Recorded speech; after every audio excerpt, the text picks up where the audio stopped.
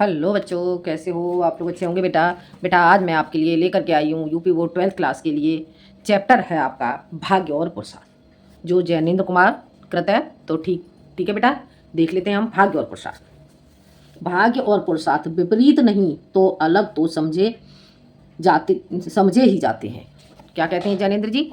जैनेन्द्र जी कहते हैं भाग्य और पुरुषार्थ विपरीत नहीं है तो अलग तो समझे ही जाते हैं। ये अलग समझे जाते हैं। मैं ऐसा नहीं समझ पाता, मैं ऐसा नहीं समझता हूँ। भाग्य का उदय मेरे निकट निरर्थक शब्द नहीं है। निरर्थक का अर्थ क्या हो गया? निरर्थक का अर्थ हो गया जिस अर्थ से रहित। ठीक है, तो भाग्य का उदय मेरे निकट निरर्थक शब्द नहीं है। निरर्थक शब्द नहीं है, अर्थ से रहित शब्द नहीं है।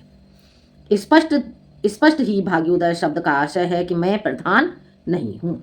स्पष्ट है भाग्योदय, भाग्य का उदय। भाग्योदय का संधि विच्छेद करोगे बेटा आपसे तो भाग्य और उदय। ठीक है, भाग्य उदय दो शब्द हो जाएंगे, भाग्योदय और। तो कैसे हो जाएगा इसे? भाग्य और उदय। तो ऐसे जब निकालेंगे इसमें से अ और ओ, और उ को मिलाकर के आपका हो जाता है ओ। ठीक है, तो बन जाता है फिर आपका भाग्योदय। ठीक है बेटा, और इसमें आपकी हो जाती है बेटा गुण संधि। ठीक है, भाग्योदय में कौन सी संधि होगी? भाग्योदय में आपकी गुण संधि होगी। भाग्योदय शब्द का आशय है कि मैं प्रधान नहीं हूं, भाग्य प्रधान है। पुरुषार्थ में कर सकता हूं। पुरुषार्थ का अर्थ क्या हो जाएगा बेटा? पुरुषार्थ का अर्थ हो जाएगा बेटा परिश्रम करना। ठीक है, परिश्रम करना या कर्मठशील होना। ठीक है, तो पुरुषार्थ मैं कर सकता हूं, लेकिन भाग्योदय उससे स्वतंत्र तत्व है। भाग्योदय उससे स्वतंत्र है। हो सकता है कि लोगों को यह मानने में कठिनाई हो, मुझे इसे स्वीकार करने में उल्टे अपनी धन्यता मालूम होती है। एक शब्द है सूर्योदय। सूर्योदय में भी बेटा आप संधि विच्छेद करोगे तो इससे जब आप शब्द को तोड़ोगे तो आपका क्या हो जाएगा? शब्द को तोड़ने पर आपका हो जाएगा सूर्य और उदय। ठीक है, तो इसमें भी बेटा आपकी गुण संधि हो जाएगी। अ और ओ के मिलाने से हो जाएगा आपका ओ। ठीक है, तो इस तरह से आपकी गुण संधि हो जाएगी। एक शब्द है सूर्योदय। हम जान गए हैं कि उदय सूरज का नहीं होता है। समझ में आ रहा है बेटा? उदय सूरज का नहीं होता है। सूरज तो अपेक्षतया अपनी जगह रहता है। सूर्य तो एक जगह स्थिर रहता है। चलती घूमती धरती ही है। चलता फिरता क्या है? धरती ही है। फिर भी सूर्योदय शब्द हमको बहुत शुभ और सार्थक मालूम होता है। भाग्य को भी मैं इसी तरह मानता हूं। जैनेन्द्र जी कहते हैं कि मैं भाग्य को कैसे मानता हूं? सूर्य के समान मानता हूं। वह तो विधाता का ही दूसरा नाम है। विधाता का दूसरा नाम क्या है? भाग्य हो गया। ठीक है बेटा, वे सर्वांतर्यामी और सार्वकालिक रूप में है। उनका अस्त ही कब है कि उदय हो। उनका अस्त ही कब है कि उनका उदय हो। यानी भाग्य के उदय का प्रश्न सदा हमारी अपनी अपेक्षा से है, यानी कि हमारे परिश्रम से है भाग्य का उदय। ठीक है, धरती का रुख सूर्य की तरफ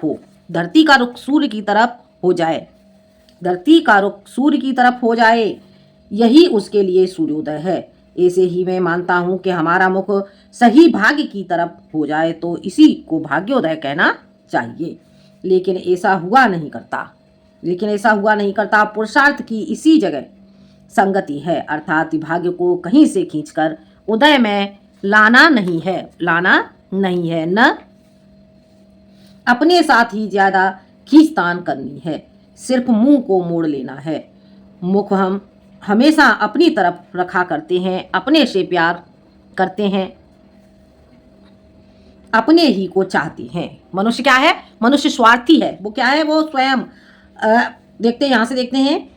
लेकिन ऐसा नहीं होता। पुरुषार्थ की इसी जगह संगति है, अर्थात भाग्य को कहीं से खींचकर उदय में लाना नहीं है, न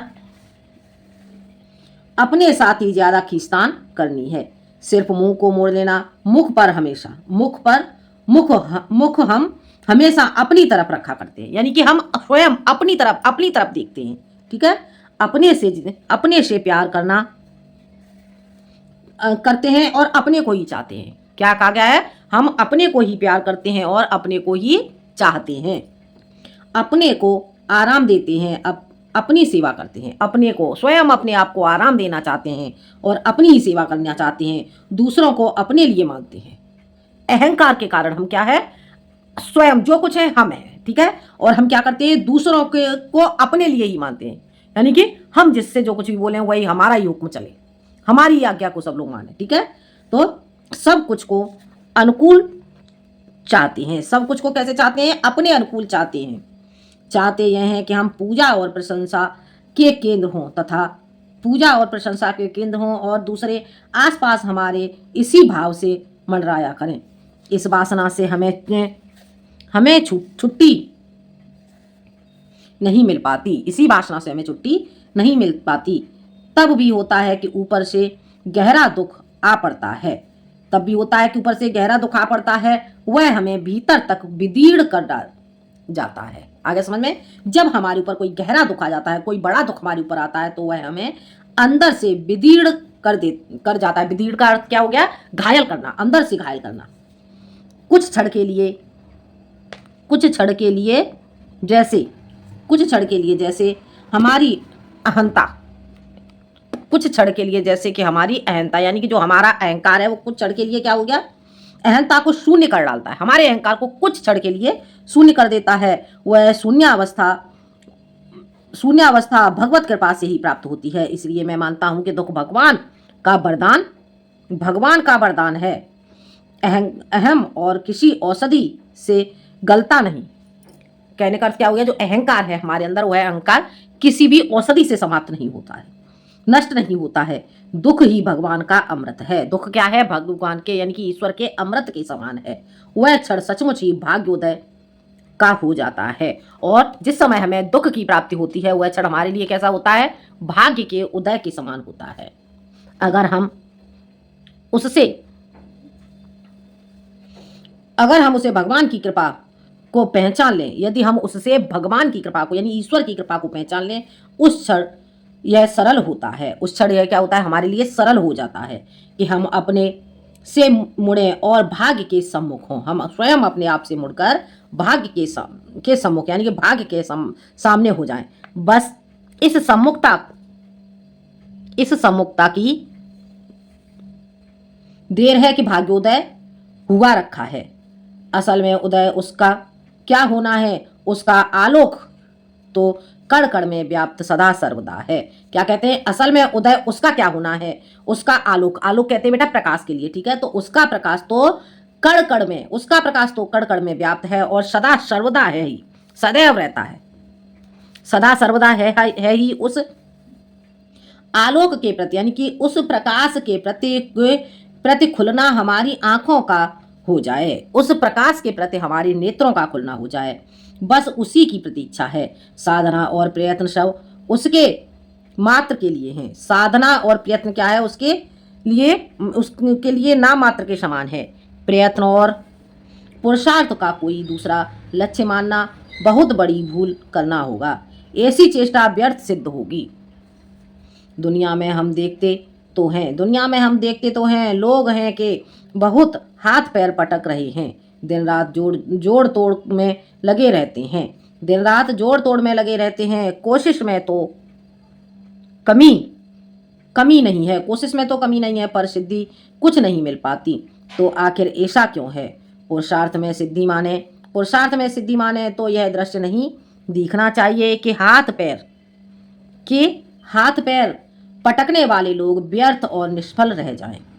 पुरुषार्थ यानी कि परिश्रम में यह नहीं मानना चाहिए कि लोग व्यर्थ में जो परिश्रम करने वाले व्यक्ति हैं वो हाथ पैर पटकने वाले और व्यर्थ तथा निष्फल रह जाए, अर्थात उन्हें किसी भी फल की प्राप्ति न हो। अगर वे व्यर्थ प्रयास करते रहते हैं तो अंत में यह कह उठते हैं कि क्या करें, भाग्य ही उल्टा है, तो इससे गलती नहीं मानी जाएगी। आगे समझ में, तो इससे क्या होगा, इससे गलती नहीं मानी जाएगी। सच ही अधिकांश यह होता है कि उनका और भाग्य का संबंध उल्टा होता है। भाग्य के स्वयं उल्टे सीधे होने का तो प्रश्न ही क्या है, कारण उसकी सत्ता सर्वत्र व्याप्त है। वहाँ दिशाएं तक समाप्त हैं, विमुख और सम्मुख जैसा वहाँ कुछ संभव नहीं है। तब होता यह है कि ऐसे निष्फल प्रयत्नों वाले स्वयं उससे उल्टे बने रहते हैं, अर्थात अपने को ज्यादा गिनने लग जाते हैं, शेष दूसरों के प्रति अवज्ञा और उपेक्षाशील हो जाते हैं। अवज्ञा का अर्थ क्या हो गया बेटा? किसने आज्ञा न मानने वाला, ठीक है। तो अवज्ञा और उपेक्षाशील हो जाते हैं, यानी कि दूसरों की उपेक्षा करना। उपेक्षा का अर्थ क्या होता है बेटा? यानी कि दूसरे को अपने आप से कम समझना, दूसरे से नफरत करना, ठीक है। उपेक्षाशील हो जाते हैं। कर्म में अधिकांश यह दोष रहता है, उसमें एक नशा होता है। नशा चढ़ने पर आदमी भाग्य और ईश्वर को भूल जाता है और विनय की आवश्यकता को भी भूल जाता है। यूं कहिए कि जानबूझकर भाग्य से अपना मुंह फेर लेता है, तब उसे सहयोग न मिले तो उसमें विस्मय ही क्या है। विस्मय का अर्थ क्या हो जाएगा बेटा? विस्मय का अर्थ हो जाएगा उसमें आश्चर्य ही क्या है। ऊपर के शब्दों में आप कृपया कर्म की अवज्ञा न देखें, यानी कि कर्म की अवहेलना न देखें।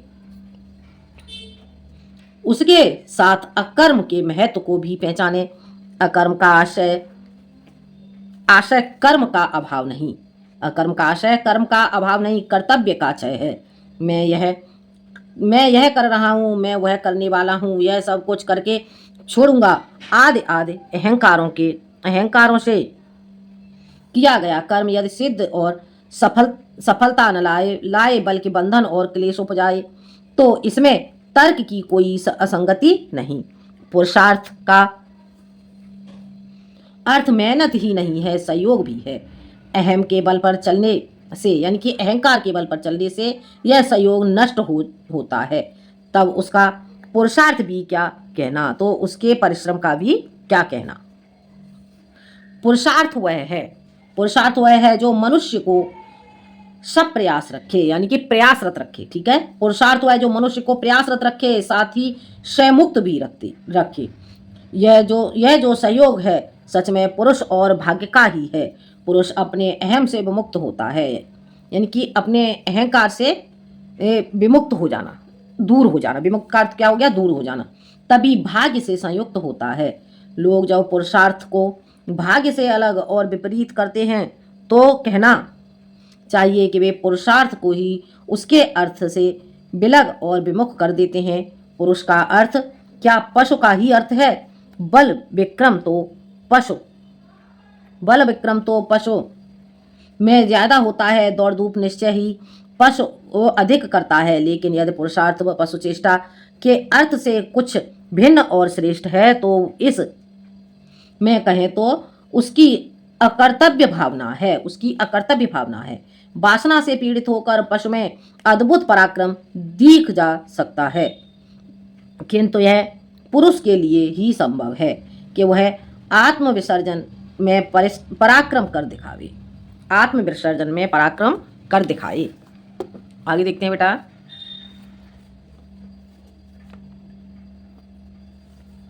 भाग्योदय शब्द में हम इसी सार को पहचाने, सार यानी कि इसके महत्व को पहचाने, इसके सारांश को पहचाने। भाग्यवादी बनना दूसरी चीज है, उसमें हम भाग्य को अपने ऊपर मानते हैं। भाग्य का यह मानना बहुत ओछा और अधूरा होता है। सचमुच ही इसे मानने से पुरुषार्थ की हानि होती है, पर भाग्य से अपने को अलग मानने का हमें अधिकार ही कहाँ है।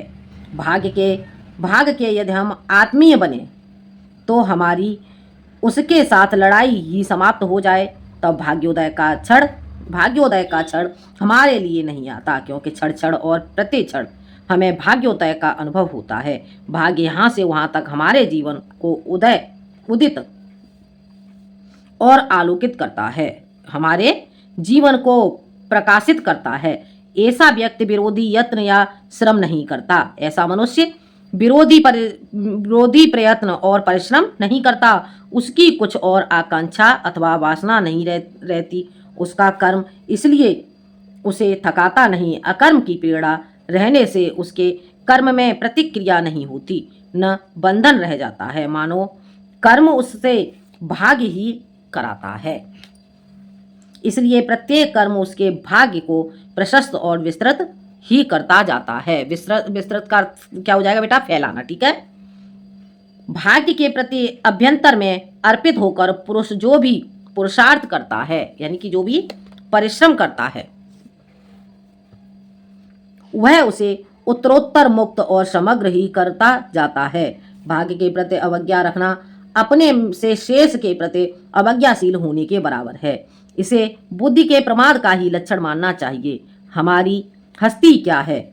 आखिर गिनती के कुछ साल हम जीते हैं, फिर हम सदा के लिए मर जाते हैं, चाहे फिर भी पैदा होते हैं, लेकिन हमारी यह अहंता तो यही की यहीं रह जाती है, यानी कि जो हमारा अहंकार है वो यहीं पर रह जाता है। पर हमारे मर जाने से क्या अस्तित्व कुछ भी घटता है? क्या हमारे मर जाने से हमारा कुछ भी अस्तित्व कम होता है? जगत और इतिहास तो चलता ही रहता है। तब इससे बड़ी मूर्खता दूसरी क्या होगी कि हम अपने कतिपय वर्षों के 3.5 हाथ के सीमित अस्तित्व को सब कुछ मान लें और उस कारण बाकी त्रिकाल त्रिलोक को अमान्य ठहरा दें। भाग्य को न मानना इस तरह उस सब कुछ को न मानना है जो सचमुच समीहीन भाव से है। सच पूछिए तो उदय उसी का है, और हमारे पुरुषार्थ के भीतर से उसी का निहित अर्थ पूरा हो रहा है। उस भाग्य को प्रणत भाव से स्वीकार करने में मैं अपने पुरुषार्थ के परमार्थ को ही स्वीकार करता हूँ। उस अर्थ को किसी भी अर्थ में और तनिक भी मंद नहीं करता। अर्थ हमारा स्वार्थ बन जाए, पुरुषार्थ वह नहीं कहलाएगा। अगर भाग्य के परमार्थ से परमार्थ का क्या हो जाएगा बेटा? परमार्थ का अर्थ हो जाएगा बेटा सलाह देना। अगर भाग्य के परमार्थ से या भाग्य के बेटा किसी मशवरे से उसे हम नहीं जोड़ सकेंगे, उस स्वार्थ के जो चक्र में हैं, वे भाग्योदय की प्रतीक्षा में रहे ही चले जा सकते हैं, क्योंकि जिसके उदय की वे राह देखते हैं वह तो उदित हैं ही। केवल उनकी पीठ उस तरफ है, इसलिए उन्हें मालूम नहीं है कि जिसको वे सामने देख रहे हैं, वह भी उसी के प्रकाश से प्रकाशित है और कमनीय जान पड़ रहा है। इच्छाएं नाना है, यानी कि वो इच्छाएं कितनी हैं? इच्छाएं अनेकों हैं और नाना विधियां हैं, अनेकों विधियां हैं, और वे उसे प्रवृत्त रखती हैं, यानी कि उसे जागृत रखती हैं। उस प्रवृत्ति से वह रहकर थक जाता है और निवृत्ति चाहता है। यह प्रवृत्ति और निवृत्ति का चक्र उसको द्वंद्व से थका मारता है। इस संसार को अभी राग भाव से यह चाहता है कि अगले क्षण उतने ही भाव विराग से वह उसका विनाश चाहता है, पर राग द्वेष की वासनाओं से अंत में झुंझलाहट और छटपटाहट ही उसे हाथ आती है। ऐसी अवस्था में उसका यह सच्चा भाग्योदय कहलाएगा। अगर वह नत नम्र होकर भाग्य को सिर आंखों लेगा और प्राप्त कर्तव्य में ही अपने पुरुषार्थ की इति मानेगा। ठीक है बेटा, तो ये था आपका जैनेन्द्र कुमार जी का चैप्टर भाग्य और पुरुषार्थ। तो आज के लिए बेटा इतना ही। अगले वीडियो में मैं आपको इसके अभ्यास प्रश्न कराऊंगी। जब तक के लिए धन्यवाद।